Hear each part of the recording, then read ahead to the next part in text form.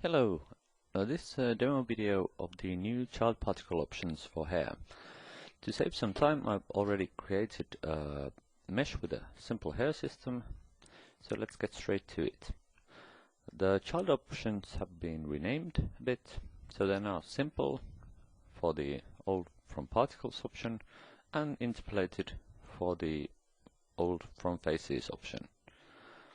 The first new parameter is the seed parameter, which, well, it gives the child a new seed value, a random seed, for the distribution and all the effects. The other new option is long hair. So let's get into particle mode to see its effect a bit better. I'll first comb the hair to something even. The old problem was that if you'd want to make an even haircut, for example like this, and then use children, then they wouldn't be even though the parent hairs are pretty even, as I just cut them to pretty much the same length. The problem here was that even though the child particles were generally quite even, the actual emitter locations weren't even, so the children didn't look quite even. But now we have a long hair option which fixes this. It simply uses the parent tips instead of the parent roots to calculate the child tips also. Now what we could do next is to try to create a parting in the middle. This was always quite difficult previously, as if we try to create a parting here, the interpolation means that it's not really a parting at all. Not really nice. Now we have the new parting options, and if we increase the parting amount, we can see that the problem pretty much gets solved immediately. What the parting does without the minimum and maximum thresholds is that it uses only the closest particle to do the interpolation. But if we want to create some more continuous groups of the hairs, we can just increase the minimum parting threshold. I think that's quite nice.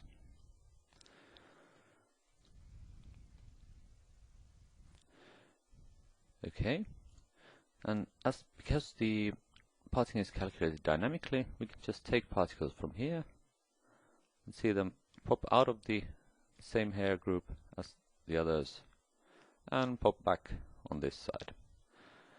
Now this isn't very nice. There's this hard change right about there. So what I'd like to do is to smooth the change. And this can be done with the maximum value, which has to be bigger than the minimum value in order to work. So let's set that to something like 1.2.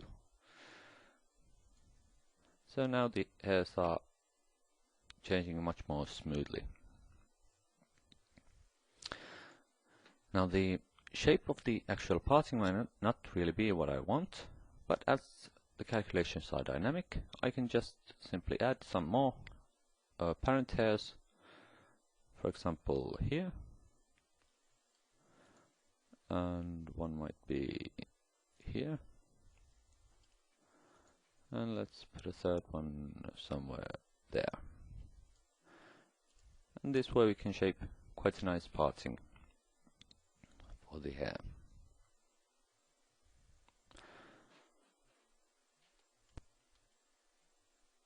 The final new thing is the new curl or kink options.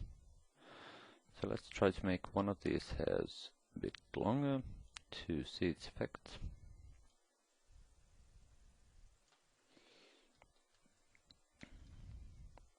Let's activate curl and perhaps put a few more drawing steps. Now previously this was all you had to work with, which is pretty horrible. It doesn't really look like any any curls of hair I've ever seen. And that's because the original locations of the children are used to rotate them around the particle, the parent particle. Now we have a new flatness option for the kink, which actually calculates a kink that would have been gotten if the hair was actually curled with a flattening iron or curling iron. So let's increase the shape frequency a bit so we can see it better. So now the hairs are actually pretty much or much more natural than before. And if you don't want them to be totally flat, you can of course leave a bit of randomness to the hairs. One other thing with the kink options is that previously if you wanted to clump, it also clumped the kink amplitude. Now this is okay if you want this kind of effects, but I also thought it would be nice to have an option to keep the amplitude and still kink the actual hairs. So now we can change the effect of clump on the parent on the child particles. So now we can keep the actual amplitude of the kink all the time and simply only clump the hair tips. Let's see how much time we have. Oh, we have plenty. Okay.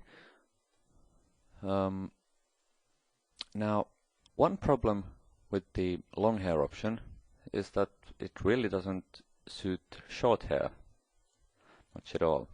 We can see this if we free editing and then fit some smaller length. Let's remove the kink and parting also, and the clumping of course.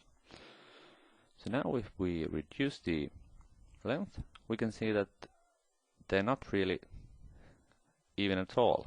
If we want to do something like fur or grass, it looks pretty horrible. But that's simply because the long hair option is activated.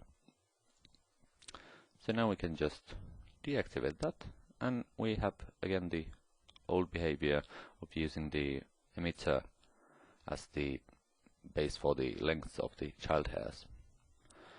But the parting options work here also. So if we, for example, comb the hairs this way, you can first see that there's no real parting anywhere. But if we increase the parting amount,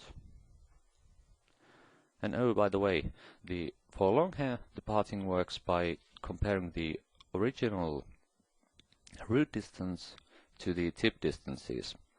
But for short hair, or without long hair option, it's the actual angle between the roots of the hairs that determines the thresholds for the parting. So now we can, for example, create the parting only in, let's see, yep, now they start to be interpolated again, these two groups of child hairs. And let's put the maximum to something bigger. So now there's a smooth change again. And because these calculations are done dynamically, we can also use it for things like this.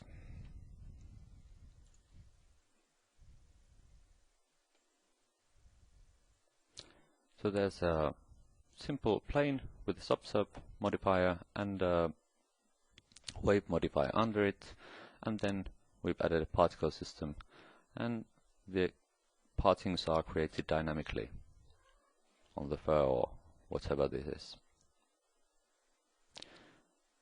Okay, thank you for watching, and I hope you have a fun time playing with these new features.